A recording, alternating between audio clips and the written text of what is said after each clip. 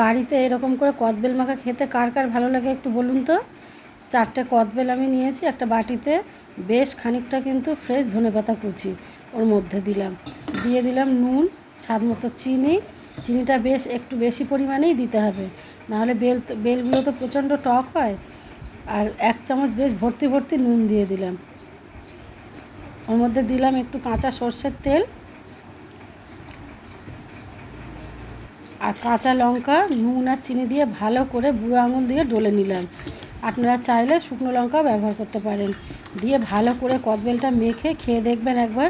শীতের দুপুরে কিন্তু এরকম একটা কদবেল মাখা জমে যাবে, আর খেতেও ভালো লাগবে আর খাওয়াও ভালো। যারা টক পছন্দ করেন তাদের জন্য কিন্তু একদম মোক্ষম জিনিস এটা একটা। যে আমার মাখা হয়ে গেছে,